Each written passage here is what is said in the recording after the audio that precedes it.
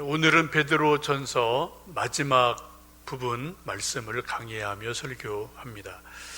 베드로전서의 시작이 엊그제 같은데 벌써 베드로전서 마지막 부분 인사 말씀을 듣게 됩니다. 우리도 옛날에 편지를 쓸 때, 또 요즘 이메일이나 혹은 간단하게 문자나 카톡을 할 때도 앞에 간단하지만 인사말로 한두 마디는 하고 또 끝에는 인사말로 마무리를 되게 하지요. 옛날에 편지 쓸 때 보면은 아버님 전상서, 누구누구 귀하, 누구누구시 받아보세요, 이런 식으로 시작을 하고 쭉 이런저런 인사와 내용을 쓰고 마지막 마칠 때에는 안녕히 계십시오, 이만 총총, 또 건강을 기원합니다. 또 옛날 한자 좋아하시는 분들은 누구누구 배상 이렇게 해서 편지를 마무리하는 일들이 있었습니다. 성경에 있는 서신서의 특징들도 보면은 맨 앞에는 인사말을 해요. 주님의 이름으로 문안합니다, 인사를 하고 맨 끝에는 또 주님의 평안이 함께하기를 원합니다 라고 마무리합니다. 근데 특징은 마무리할 때 보면은 꼭 몇 사람의 이름을 이 편지를 쓴 사도 바울이나 베드로가 사람 이름을 기록한다는 거죠. 오늘 함께 읽으신 말씀에도 보면은 특별히 두 사람의 이름이 등장을 합니다. 실루아노, 마가, 두 사람의 이름이 특별히 마지막 부분에 등장을 합니다. 이 편지 맨 마지막에 실루아노, 마가 두 사람 이름이 언급되었다는 것은 아주 중요한 의미가 있습니다. 베드로에게 중요한 의미가 있으니까 이 두 사람 이름을 맨 끝부분에 썼지 않겠습니까? 무슨 의미가 있는지 한번 오늘 말씀을 보겠습니다. 먼저 12절 말씀을 읽어보십니다. 내가 신실한 형제로 아는 실루아노로 말미암아 너희에게 간단히 써서 권하고 이것이 하나님의 참된 은혜임을 증언하노니 너희는 이 은혜에 굳게 서라. 지금 베드로가 뭐라고 말씀하시나요? 지금 이 편지 베드로 전서를 쓰는 것은 누구 통해 쓴다고요? 신실한 형제인 실루아노를 통해서 편지 쓰고 있다라고 말하고 있어요. 지금 베드로 사도가 연세가 높죠. 그래서 직접 편지 쓰기가 힘들으니까 구술을 하는 거예요. 말을 하면은 조금 젊은 실루아노라는 신실한 사람이 다 받아 써서 이 베드로 전서를 썼다, 고맙다라고 수고한 실루아노라는 사람의 이름을 거명을 하고 있습니다. 실루아노는 라틴어 발음입니다. 로마식 발음이에요. 이걸 헬라식 발음으로 말하면 신라입니다. 여러분 신라 아시죠? 신라 호텔 말고요. 신라. 바울과 신라. 여러분 바울과 신라 하면은 가장 먼저 떠오르는 일이 뭐가 있나요? 이따 설교 마치고 우리 찬양할 터인데 가스펠 가운데 그런 거 있어요. 울고 있는 형제여 왜 찬송을 잊었는가? 쭉 하면서 바울과 신라가 빌립보 감옥의 문을 찬송으로 열었다오. 고통의 문을 찬송, 찬송, 찬송으로. 여러분 이 가스펠 기억하십니까? 바울과 신라가 빌립보 감옥에 갇혀 있었는데 찬송을 부르고 기도하면서 빌립보 감옥의 문이 열렸다. 그런 말씀이 사도행전 말씀에 있습니다. 신라가 처음 성경에 등장하는 것은 사도행전 15장에 등장을 합니다. 사도행전 15장은 이제 초대교회가 막 바울을 통해서 이방인들에게 전도가 많아지면서 이방인들, 헬라인들, 외국인들이 예수님 믿고 구원을 받는데 유대인처럼 할례를 받아야 되느냐 마느냐, 또 구약의 계명을 지켜야 되느냐 마느냐 혼란스러운 문제가 일어났어요. 그래서 사도 바울, 바나바 베드로, 야고보, 예수님 12사도 많은 사람이 모여서 교회의 공의회를 처음으로 갖습니다. 여러 가지 신앙 문제를 정리를 해요. 결론을 내립니다. 예수님 이름으로 구원받고 예수님 믿는 이방인들은 그때요 할례 받을 필요 없다, 안 해도 된다. 유대인들은 이미 한 거대로 의미가 있다. 이게 정리를 여러 가지 하죠. 이거를 이방 교회 안디옥과 여러 교회에 다시 알려주게 됩니다. 이때 바울과 바나바가 다시 안디옥으로 가는데 이 예루살렘 교회의 대표로 실라라는 사람이 동행을 해서 같이 가서 설명해 주는 일이 일어나요. 이게 사도행전 15장의 말씀이에요. 이렇게 조금 시간이 지난 다음에 안디옥 교회에서 한 가지 중요한 일이 일어납니다. 그 이전에 여러분 기억하시지만은 사도행전 13장에 보시면은 안디옥 교회에서 기도하면서 바나바와 바울을 선교사로 삼아서 1차 선교 여행을 해요. 구브로 섬으로 전도를 갑니다. 이때 바나바의 조카인 마가도, 청년 마가도 동행을 하죠. 이 마가는 마가 다락방 집의 아들입니다. 좀 부잣집 귀공자 같은 아들인데 바나바의 조카이기 때문에 같이 동행을 해요. 예나 지금이나 선교 여행은 오지로 대부분 가지 않습니까? 힘든 거예요. 2000년 전이거든요. 그래서 선교 여행이 너무 힘드니까 이 마가라는 청년이 중간에 아이쿠 나 더 이상 못하겠습니다. 그러고 그냥 말도 없이 그냥 빠져버리고 집으로 돌아가 버렸어요. 시간이 조금 지났죠.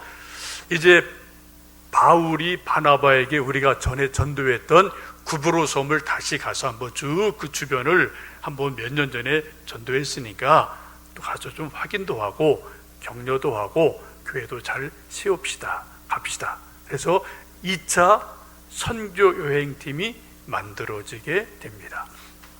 이때 바나바는 그때 도망갔던 마가가 기억이 나서 이번에도 좀 마가가 갔으면 좋겠습니다 라고 두 번째 팀을 꾸릴 때 마가를 데려가자 라고 말을 해요. 근데 바울, 칼 같은 바울이 어떻게 해요? 불같이 화를 내면서 마가 그 녀석 안 됩니다. 옛날에 중간에 도망가는 바람에 우리 팀 분위기가 엉망이 됐지 않습니까? 이번에도 또 중간에 힘들다고 쓱 빠져버리면은 우리 전도 여행팀 분위기 망가집니다. 책임지겠습니까? 라고 바울이 불같이 반대를 하죠. 그래서 성경 보시면은 이 마가를 데려가느냐 데려가지 않느냐 이 문제 때문에 바나바와 바울이 심히 다투었다라고 성경은 말씀을 해요. 이 빌미를 제공한 사람이 마가예요. 여러분 같으면 어떻게 하겠습니까? 우리 교회도 뭐 요즘 코로나 때문에 못하지만 좀 웬만한 교회들은 청년들 많은 교회는 뭐 여름 방학, 겨울 방학 되면은 어디 뭐 아시아 뭐 또 어디 이런데 저런데 단기 선교팀을 꾸려서 한 5일간, 일주일간 쭉 단기 선교를 가지 않습니까? 근데 어떤 청년이 한 2, 3일 하다가 그냥 음식도 안 먹고 잠자리 불편하죠. 뭐 목이 많죠. 그러니까 아이고 나 그냥 갈래요 하고 중간에 빠져버렸어요. 팀이 막 어수선해졌어요. 그 다음에 또 선교팀을 꾸렸습니다. 그 철수를 두 번째 선교팀에 데려가는 게 맞습니까? 빼놓는 게 맞습니까? 여러분이 팀장이라면, 여러분이 곧 담당자라면 어떻게 하시겠어요? 다시 한번 기회를 줍시다. 안 돼요. 얘는 보나 마나 또 이번에도 도중하차입니다. 안 됩니다. 그럼 어떻게 하실래요? 두 가지 다 일리가 있죠? 한 번 더 기회를 줍시다. 이것도 일리가 있는 말씀이죠? 또 바울같이 그 사람 툭 보니까 걔는 안 되는 애예요. 그냥 둡시다. 이것도 일리가 있는 말이에요. 어쨌든 바나바와 바울이 마가 문제로 여러 가지 경론을 벌이고 결국은 팀이 하나로 묶어지지를 않고 깨지게 되고 맙니다. 결국은 바나바는 마가를 데리고 다시 구브로라는 섬으로 선교 여행을 가게 되고, 이때 바울은 예루살렘에서 같이 왔던 이 실라라는 사람을 택해서 다른 방향으로 선교 여행을 떠나게 돼요. 이것이 사도 바울의 2차 선교 여행이 됩니다. 성경을 쭉 보시면 아쉬움이 있지만 하나님이 하시는 또 다른 놀라운 일이었다라는 것을 이제 끝에 쭉 보시면은 우리가 알 수가 있게 되죠. 여러분, 이런 신라를 한마디로 말씀드리면 이때부터 2차 전도 여행이 약 3년간이 되는데요. 여러분 잘 아시는 빌립보, 데살로니가, 또 아덴, 고린도, 에베소 이런 데를 쭉 도는 게 2차 선교 여행이거든요. 약 3년간 동역을 해줘요. 신라를 한마디로 말씀드리면 사도 바울의 오른팔이었다 라고 보시면 됩니다. 또 왼팔에는 누가 있어요? 나중에 믿음의 아들인 디모데가 있습니다. 사도 바울의 위대한 선교와 일들 속에 신라, 한쪽에 신라, 한쪽에 디모데, 이 두 사람이 오른팔, 왼팔 이런 역할을 해줘서 사도 바울의 놀라운 일들이 일어나게 되는 아주 중요한 사람이 신라라는 사람입니다. 여러분, 옛날 돌아가신 김영삼 대통령 YS에 대해서 잘 아시는데 수많은 이야기들이 있습니다만, 김영삼 대통령을 그렇게 대통령 되게 하고 많이 도와준 중요한 두 분이 있어요. 그렇게 말하죠. 좌형우 우동형이라는 말을 흔히 씁니다. 왼팔 오른팔이 있었어요. 김 대통령에게. 누구예요? 최영호 씨, 김동영 씨. 이 두 분이 장관도 하고 국회의원하고 모든 일을 다 맡아서 대신 다 해준 사람들이죠. 어떤 정치적인 일, 크고 작은 일, 또 돈 관리 다 이분들이 했어요. 또 대통령이 욕먹을 일, 또 뭐 대신 가서 술 먹어줄 일, 이런 거 있으면 다 이 사람들이 가서 욕 먹고 술 먹고 달래주고 다 이런 일들을 정말 오른팔 왼팔처럼 해준 분들이 최영우, 김동영이라는 두 아주 훌륭한 가신들이 있어서 소위 YS가 YS 될 수 있는 결정적인 일을 하게 됩니다. 여러분, 삼국지에 보시면은 유비와 관우 장비가 왼팔 오른팔이 돼서 이제 총나라를 세우고 그리고 한 나라를 건국하는 것을 여러분 아실 겁니다. 여러분, 누구든지 위대한 일을 하고 큰 일을 하는 사람들 보면은 나름대로 왼팔 오른팔이 있어요. 여러분, 이 사도 바울이라는 위대한 선교사가 있기까지 신라, 디모데, 또 그 중에 뭐 많은 사람이 있습니다만 이런 역할을 해준 분이 바로 신라다라는 겁니다. 그런데 여러분, 참 묘하죠? 지금 오늘 베드로 전서 끝부분에 보시면 그렇게 바울의 오른팔 역할을 하던 신라가 베드로에게 다가와서 베드로의 편지를 구술하는 것을 받아 써주고 있어요. 그래 베드로가 뭐라고 말합니까? 나의 신실한 형제 실루아노에게, 신라에게 감사한다. 신라가 지금 내 편지를 대신 써주고 있다. 고맙다. 그래서 이 이름을 딱 여기다가 써놓고 있잖아요. 아마 신라가 제 이름을 빼시죠. 겸손해져 그랬을지 몰라요. 그랬더니 베드로가 아니야, 자네 이름 넣어야 돼, 거기 넣어. 그래서 나의 신실한 형제인 실루아노가 나를 대신해서 편지를 쓰고 있다. 그 말씀을 맨 끝부분에 지금 기록하고 있단 말입니다. 여러분, 무슨 말씀일까요? 세월이 한참 흘러가면서 베드로와 바울 사이에도 화해가 있음을 여러분 성경 통해 아시죠? 이분들이 젊었을 때는 베드로와 사도 바울 사이에는 긴장이 있었어요. 갈등이 있었어요. 그래 갈라디아서를 보시면은 베드로가 한 번은 약간 실수를 하죠. 이방인들과 함께 식사를 하는데 유대에서 예루살렘에서 온 사람들이 오니까 이게 조금 마음에 꺼림칙해서 식사하다가 그냥 안 한 척하고 입 닫고 일어나요. 그 모습을 딱 본 바울이 뭐라고 그래요? 내가 베드로를 게바를 면전에서 얼굴 딱 보고 책망했다 라고 말하거든요.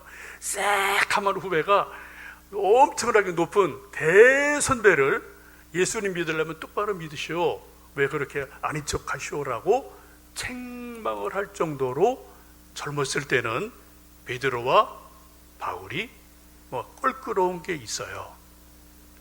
좋은 의미에서 경쟁심이 있습니다. 또 약간의 시기심도 있겠죠. 베드로 입장에서는 저 새카만 후배가, 또 교회를 핍박하던 저 사람이 그런 마음이 한편에 있겠고, 또 바울 마음에서도 예수님의 수제자면 다야? 베드로 당신도 3번 부인했잖아, 말은 안 해도 뭐예요? 그런 게 속에 있을 수 있거든요. 그리고 스승이 그러면은 그 밑에 제자들은 더 그런 갈등 기류들이 있게 마련입니다. 그렇게 바울의 오른팔이었던 실라가 세월이 쭉 지나가서 뭐가 됐다고요? 베드로의 오른팔 역할을 해주고 편지를 대필하고 있다라는 거예요. 여러분, 세월이 지나고 우리 모두 다 나이를 10살, 1살 점점 먹어서 50이 되고 60이 되고 70이 되고 80이 되고, 그러면서 우리는 몸은 점점 쇠약해지죠. 근데 그렇게 우리가 나이를 들면서 수많은 변화들이 우리 속에서 육체적으로나 마음적으로나 신앙적으로 일어나게 마련입니다. 이 한 말씀에서 우리가 볼 수 있는 게 뭔가요? 젊어서는 껄끄러웠던 바울의 오른팔이었던 실라가 나이 많아진 베드로에게 세월이 한참 지난 뒤에 뭐가 됐다고요? 또 도움의 손길이 됐다라는 겁니다. 여러분, 우리도 다 그래요. 우리가 젊었을 때는 혈기가 다 있습니다. 누구나 다. 근데 세월이 지나면은 혈기도 점점 없어지고, 또 뭐가 생겨요? 둘 중에 하나요. 하나는 고집이 더 세지든지, 또 한쪽으로는 마음이 좀 넉넉해지든지, 둘 중에 하나로 우리는 모두 갑니다. 저도 마찬가지고 여러분도 마찬가지예요. 이 말씀을 보시면은 베드로가 어떻게 간 겁니까? 고집이 더 센 노인이 된 게 아니에요. 마음이 넉넉해진 넓은 사람으로 베드로가 변해 있는 모습을 봅니다. 그래서 경쟁자 아닌 경쟁자였던 바울의 오른팔 같은 실라를 불러다가 내 편지 좀 써다오 라고 부탁을 하고, 실라도 기꺼이 즐거운 마음으로 와서 그 수고를 대신 해주고 있는 것 아니겠습니까? 여러분, 우리가 나이를 들면서 세월이 가면서 꼭 해야 될 일 중에 하나가 젊어서 내 마음에 들지 않는 어떤 사람, 그 사람을 어떻게 할 거냐라는 문제가 우리 모두에게 있습니다. 예수님을 잘 믿는 사람, 성령 충만한 사람, 이런 사람들의 특징이 뭐예요? 젊어서 내 마음에 들지 않던 사람을 품어준다는 거예요. 안고 간다는 겁니다.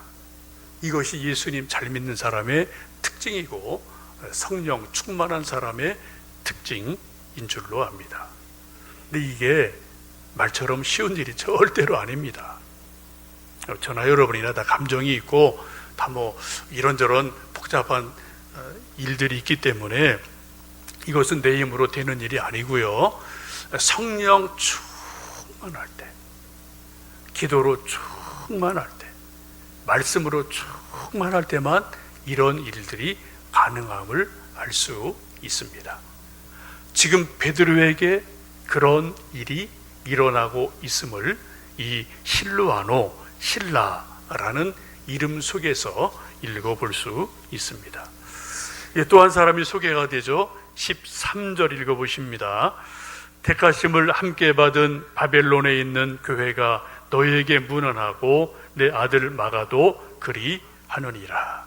두 번째 사람은 마가라는 사람을 이름을 불러주고 있습니다. 그리고 말하기를 내 아들 마가다 라고 베드로가 말씀을 해요. 여러분, 베드로가 보통 분이 아니죠. 대단한 예수님의 수제자인 베드로가 딱 한 사람을 콕 집어서 마가가 내 아들이다 라고 말을 하고 계세요. 여러분, 베드로가 아무한테나 여러 사람 불러놓고 너는 내 아들이야, 너 내 아들이야 이렇게 한 게 아니란 말이에요. 딱 한 사람을 찍어서 마가는 내 아들이다 라고 공식적으로 편지에 못을 박아요. 대단한 일이죠. 아까 말씀드렸듯이 마가가 어떤 사람입니까? 바나바와 선교여행 갔다가 힘들다고 중간에 도망친 청년이에요. 인내도 없고 뭐 좀 어려운 일 하면 조금 뭐 삐걱하고 뭐 삐지기 잘하고 뭐 이런 하여튼 뭐 요즘 우리 아들딸 같은 그런 청년이란 말이죠. 이런 실수를 다 알고 있어요. 세월이 쭉 지나가는 동안에 이렇게 저렇게 마가를 만나면서 사도 베드로가 마가를 믿음의 사람으로 키워갑니다. 자기 믿음의 아들이라고 인정할 정도까지 믿음의 수준을 올려놓아요. 그리고 말하기를 마가는 내 믿음의 아들이다 라고 공식적으로 말을 합니다. 아마 모르긴 몰라도 이 마가도 청년 때 실수 때문에 마음고생이 참 많았을 거예요. 나는 인내심이 없어. 나는 하는 게 없어. 뭐 집에 좀 돈은 있는데 나는 제대로 하는 것도 없어. 좀 마가의 다락방 보시면 여러분 그 집이 큰 부자인 건 확실하거든요. 뭐 그런 하여튼 뭔가 바울한테 엄청 혼나고 뭐 이런 거 보면서 좀 주눅든 게 분명히 마가도 있었을 거예요. 그런데 베드로를 만나면서 그 믿음이 회복이 되고 자라게 됩니다. 아마도 성경이 그런 말씀 없지만 우리가 충분히 상상할 수 있는 것은 베드로가 마가를 여러 번 만나고 양육하면서 마가야, 나도 옛날에 너가 모르는 그런 실수가 참 많았다. 내가 예수님 잡히시던 밤에 나는 그 모닥불 앞에서 여종들 참 창피하게도 여종들 앞에서 예수님 모른다고 내가 3번이나 부인했었다. 너무 내가 창피해서 고기 잡으러 도망갔었다. 뭐 그런 얘기를 베드로가 마가에게 해주지 않았을까요? 그리고 다시 예수님 찾아오셔서 나를 또 위로해 주시고 또 내가 성령 충만함을 받아서 내가 오늘 이런 사도가 됐다. 자기의 실패와 자기의 아픈 부분을 여러분 이야기해 줬을 겁니다. 우리 아들, 딸들이나 선배가 후배들에게 해주는 많은 말들이 있죠. 근데 대부분 보면은 우리 선배들이 후배들에게, 부모들이 자녀들에게 말할 때 모범 정답은 애들이 잘 듣지를 않습니다. 애들이 튕겨요. 저도 마찬가지, 여러분도 마찬가지예요. 근데 자기의 실패한 경험, 자기 실수한 것을 이야기하면은 후배들이 들어요. 공감대가 생겨요. 그래서 우리 선배도 대단한 줄 알았더니 저런 약점이 있구나, 저런 실수가 있구나. 우리 아버지 엄마 대단한 줄 알았더니 우리 아버지 엄마도 저런 실수들이 있었구나. 이런 걸 이야기해주면 그런 거는 애들이 쏙쏙 듣거든요. 그리고 배우고 공감대가 만들어지잖아요. 분명히 베드로도 마가에게 자기 실수를 충분히 이야기하고 그런데 내가 주님의 은혜로, 성령님의 은혜로 내가 다시 섰다, 이런 거를 이야기하시면서 여러 가지로 마가를 세워가게 됩니다. 그래서 믿음의 아들까지 만들어 놓는 놀라운 은혜를 봅니다. 우리는 베드로전서 끝부분에서 베드로의 인사를 보면서 큰 감동을 받습니다. 세월이 지나 나이는 먹고 육체의 힘은 점점 없어지지만 베드로가 마음이 넓은 사람이 돼서 한때는 경쟁자 아닌 경쟁자의 바울의 오른팔이었던 신라를 품어 안아요. 뭐라고 그래요? 내 신실한 형제다, 내가 사랑하는 형제다라고 후배를 끌어안지요. 그리고 실수 많았던 철부지 마가를 잘 양육해서 내 믿음의 아들이다 라고 인정하고 세워주는 모습을 볼 수가 있습니다. 세월이 지나면서 나이가 우리가 점점 많아지면서 가장 아름답게 멋지게 그리스도인이 나이 먹어가는 것, 이게 뭘까? 여러 가지 있어요.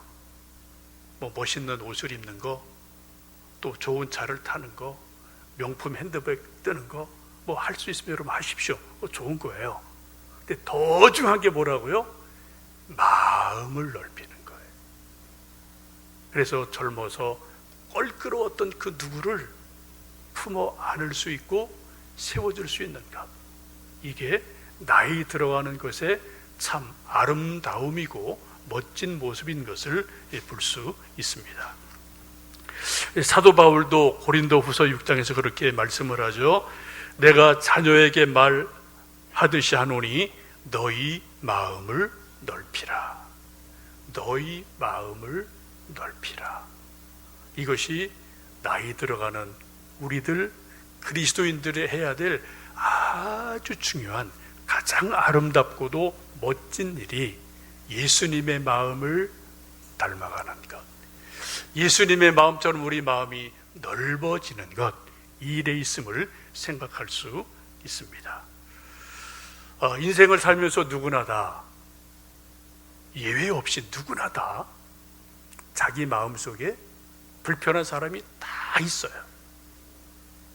뭐 대통령도, 목사도, 장로도, 남편도, 아내도, 부모도, 자식도, 회사에도. 이거 없는 세상에 어디 있습니까? 누구나 다 마음속에 불편한 사람 하나 둘 몇 John 다 있다고요. 이걸 이제 어떻게 할 거냐? 이게 이제 우리 인생의 숙제고 또 이제 문제이기도 하죠.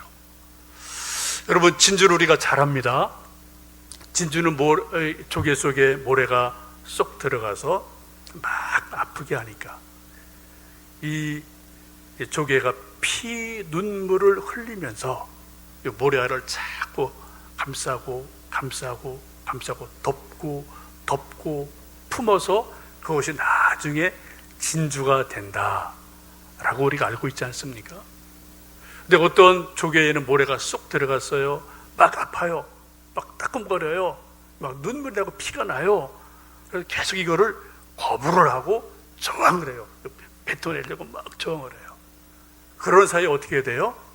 그게 조개가 골마 썩어버려요. 골마 터져요, 속에서. 그럼 조개는 죽는 거예요. 여러분, 이 조개가 모래알을 품어 안고 수용을 하고 자꾸 힘들지만 자꾸 품어 안으면 나중에는 진주가 됩니다. 근데 품지 않으려고 자꾸 겁하면 골마 터져요. 결국 조개가 죽습니다. 우리 인생도 그렇지 않을까요? 우리 믿음도 그렇지 않을까요? 지금 베드로는 신라와 마가를 품어 안으면서 진주 같은 아름다운 존재로 만들어가는 것을 볼 수가 있습니다. 우리가 세월을 조금 더 산 이후에 누군가를 향해서 내 믿음의 아들이다, 내 믿음의 딸이다, 그런 말을 할 수 있다면 우리 인생은 결코 헛된 인생이 아닐 줄로 믿습니다. 베드로 사도는 마지막으로 실라와 마가를 소개하면서 서로 사랑의 이맞춤으로 서로 인사를 해라. 그리고 이 은혜 위에 굳게 서라 라고 말씀을 합니다. 하나님의 은혜가 뭐냐고요? 지금 베드로는 말하기를 지금 베드로 전서에 기록된 모든 내용, 모든 말씀, 이게 바로 하나님의 은혜다. 이 은혜 위에, 말씀 위에 굳게 서라 라고 권면하고 있습니다.